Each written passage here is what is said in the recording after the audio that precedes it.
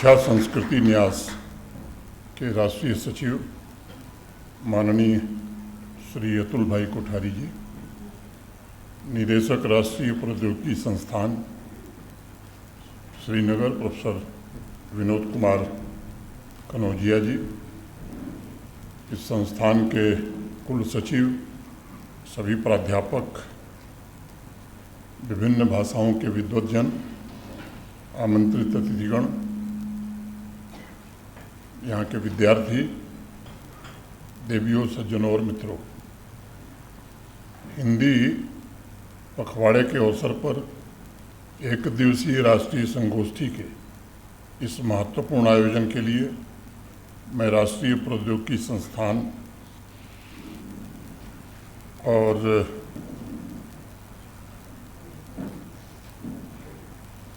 उनके साथ जो आयोजन में जुड़े हैं उनको बहुत बधाई देता हूं और इस कार्यक्रम में भाग ले रहे सभी सम्मानित विद्वानों का अभिनंदन करता हूं। अभी विभिन्न भाषाओं के जिन विद्वानों को सम्मानित किया गया है उनको विशेष रूप से मैं बधाई देता हूं।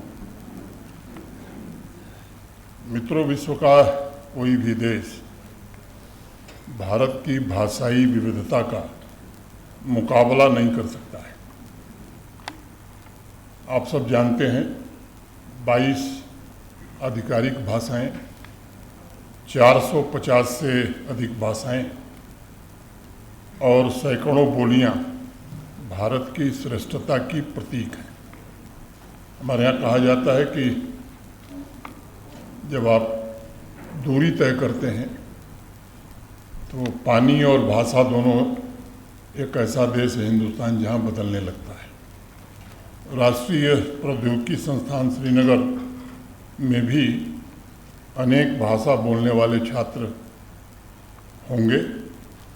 उन सभी के बीच अलग अलग संस्कृति, विचारों का आदान प्रदान भी होता होगा, लेकिन अगर हम विचार करें तो चेतना के तल पर मुझे लगता है कि सभी एक ही होंगे। तमाम विविधताओं में भी भावना के तल पर भी वो एक जैसे ही होंगे। ऋग्वेद में हमारे पूर्वजों ने प्रार्थना की, समानि व आकुति समाना हृदयानि वह समानमस्तु वो मनो यथा वह सुसहासित, अर्थात हमारे संकल्प एक समान हों, हृदय एक जैसे हों, विचार भी सुसंगत हों, ताकि हम सब मिल करके आसानी से संगठित हो सकें। इस अवसर पर मैं आप सबका आह्वान करना चाहूँगा कि तमाम विविधताओं के बावजूद हमें एक साझा उद्देश्य और हृदय में राष्ट्र निर्माण के प्रति समान भावना और एक ही सोच के साथ आगे बढ़ने की आवश्यकता है। हमें हिंदी दिवस और हिंदी पखवाड़े के मर्म को भी समझना चाहिए।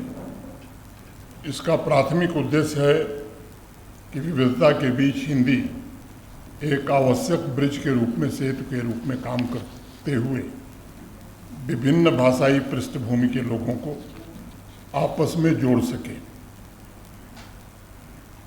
कैम्ब्रिज यूनिवर्सिटी में 2016 में एक शोधपत्र, रिसर्च पेपर प्रकाशित हुआ और जिसका निष्कर्ष था कि भाषाओं की विविधता साझा प्राथमिकताओं और मजबूत सामाजिक नेटवर्क वाले समुदायों का निर्माण करती है। और निजी तौर पर मैं इस निष्कर्ष से पूरी तरह सहमत हूँ और इसे आगे बढ़ाते हुए कहना चाहूँगा कि भाषाई विविधता न सिर्फ बेहतर ह्यूमन रिसोर्स तैयार करता है बल्कि आर्थिक विकास को भी आगे बढ़ाने का काम करता है। आप देखें, हजारों वर्षों से भारत की सभी भाषाओं में बड़ी गहरी एकात्मता है। अगर आप डोगरी के मशहूर कवि बिशन इस्माइलपुरी को पढ़ेंगे तो उनमें आपको मिर्जा गालिब की झलक जरूर मिलेगी। बिशन इस्माइलपुरी ने लिखा भी कि लखा जादू जगा करे कोई, कि जिते साढ़ा भी पा करे कोई। परमानंद अलमस्त की डोगरी कविताओं में निर्गुण पंथ के कवियों का भाव भी स्पष्ट रूप से हम देख सकते हैं। कुत नामे लैना तेरा ना, राम राम जानला बारी, गोविंद माधव मदन मुरारी, सतगुरु प्यारे एक ओंकारी। ये सभी रचनाएं मैं मानता हूं कि भावना के तल पर एक जैसी हैं। सांस्कृतिक और भौगोलिक संदर्भों में विभिन्नता के बावजूद ये सभी भाषाएं एक दूसरे से गहरे रूप से जुड़ी हुई हैं। उनमें हमारी सांस्कृतिक विरासत और राष्ट्रीय एकता की अभिव्यक्ति होती है तथा वह समाज को प्रेम, एकता और संगठित होने पर बल देती है। तिरुनेलवली तमिलनाडु में 9वीं शताब्दी में जन्मे भक्ति काव्य परंपरा के कवि नम्मालवार तथा हिंदी के प्रसिद्ध कवि सूरदास की कविताओं को भी जब आप देखेंगे तो मुझे लगता है कि दोनों में भावनात्मक एकता स्पष्ट रूप से दिखाई पड़ेगी। नम्मालवार संपूर्ण सृष्टि में सिर्फ कृष्ण को ही देखते हैं। सूरदास और नम्मालवार दोनों की रचनाओं में श्री कृष्ण के बाल्यकाल के प्रेम और उनके अलौकिक रूप का सजीव वर्णन स्पष्ट रूप से हमें मिलता है। नम्मालवार लिखते हैं, सुरर अरिवरु निल्लय विंड मुदल मुलवदुम वरन मुदलायवई मुरदंड परवरन। स्वर्गलोक से धरती तक संपूर्ण सृष्टि को जिन्होंने स्वयं में अंतर्भूत कर लिया, उन सर्वज्ञ सर्वशक्तिमान श्री कृष्ण भगवान की वंदना में भाषा की भिन्नता के बावजूद हमें गहरी एकात्मता दिखाई पड़ेगी। यही एकात्मता तमिल की महान कवयित्री आंडाल और मीराबाई के पदों में भी स्पष्ट रूप से दिखाई पड़ता है। आंडाल और मीराबाई दोनों कृष्ण के वियोग में व्याकुल हो उन्हें निरंतर स्मरण किया करती थी। आंडाल ने जहाँ लिखा, केस वैने पाडवमनी किट्टे किड़तियो तेसम उडैयाय तिर एल्लोर एम पावाय। आंडाल अपनी सखियों से कह रही हैं कि कृष्ण के आगमन पर हम उनका गुणगान और तुम लोगों को भी अपना द्वार खोलकर भगवान श्री कृष्ण का स्वागत करना चाहिए।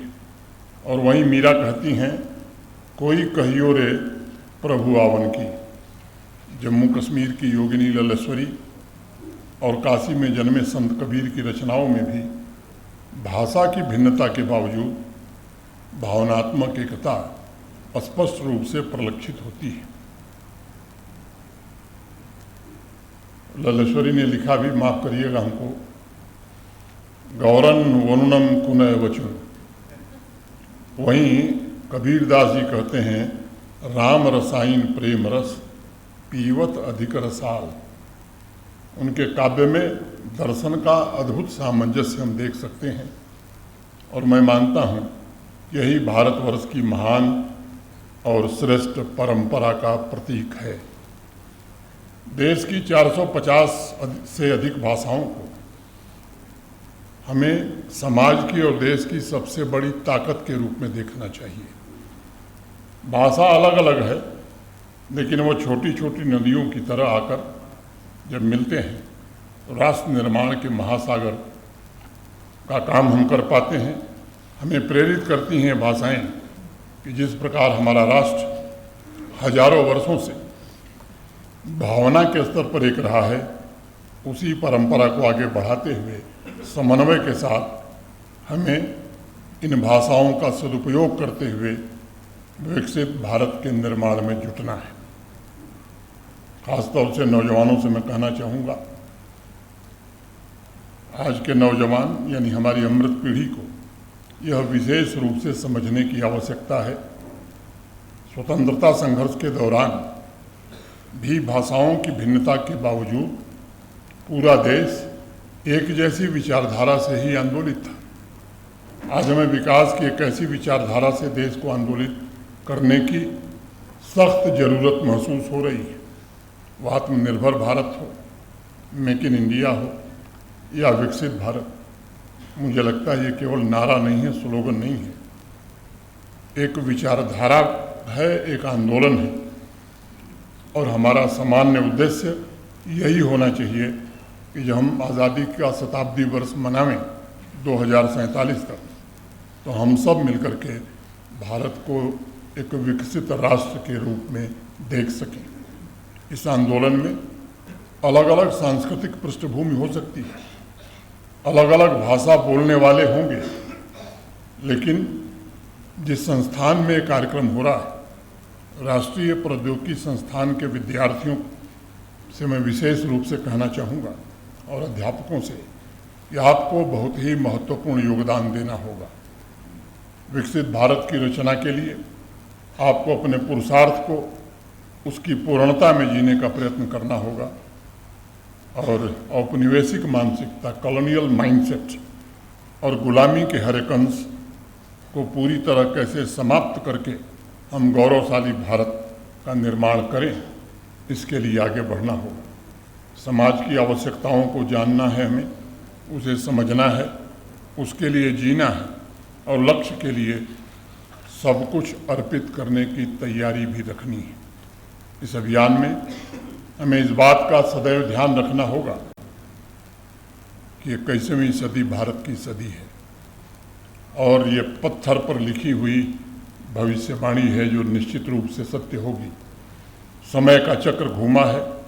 वह भारत जिसका किसी ज़माने में वर्ल्ड जीडीपी में कुल हिस्सा अमेरिका और यूरोप के सभी देशों को जोड़ने के बावजूद भी ज़्यादा था, जिसने पूरे विश्व को गणित विज्ञान द्वारा नई ज्ञान प्रणाली देने का काम किया था, वह भारत पुनः अपने पुराने गौरव को प्राप्त करने के लिए आगे बढ़ रहा है।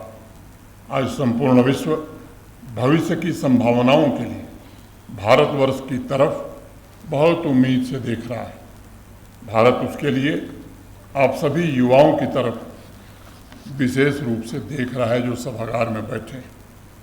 किस तरह हमारे युवा अपने सामर्थ्य, अपने नवाचार माने इनोवेशन, अपने शोध रिसर्च द्वारा भारत का ही नहीं विश्व का मार्गदर्शन कर सकेंगे, ये इस बात पर निर्भर करता है कि नीतियों के निर्माण से लेकर उनके क्रियान्वयन में आप कितनी सक्रिय भूमिका का निर्वहन करते हैं।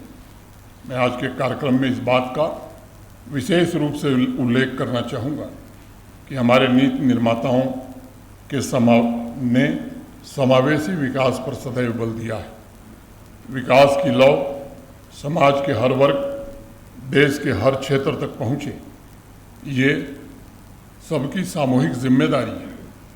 आज मैं आग्रह भी करना चाहूँगा कि हमारा ह्यूमन रिसोर्स बहुभाषी हो, क्योंकि अगर आप अपनी मातृभाषा के साथ अन्य भाषाएं भी सीखते हैं तो आपके भीतर एक नया दृष्टिकोण पैदा होगा जो नवाचार और शोध को भी बढ़ावा देने का काम करेगा।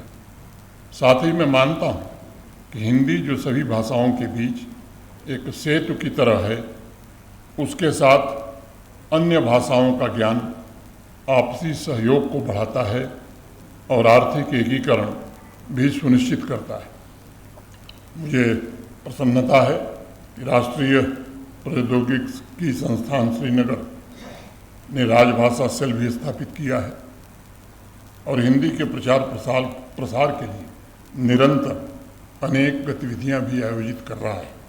अभी निदेशक महोदय ने अपने उद्बोधन में बताया कि संस्थान में द्विभाषी दस्तावेजों का प्रतिशत मैंने हिंदी में 45 से बढ़कर 75% हो गया है और हिंदी पखवाड़े के दौरान आयोजित किए जाने वाले कार्यक्रम सांस्कृतिक विरासत को समझने और उसके संरक्षण के लिए निश्चित रूप से आप सभी को प्रेरित करेंगे। मित्रों, मैं मानता हूं कि हिंदी भाषा के ऊपर एक बहुत बड़ा दायित्व भी है।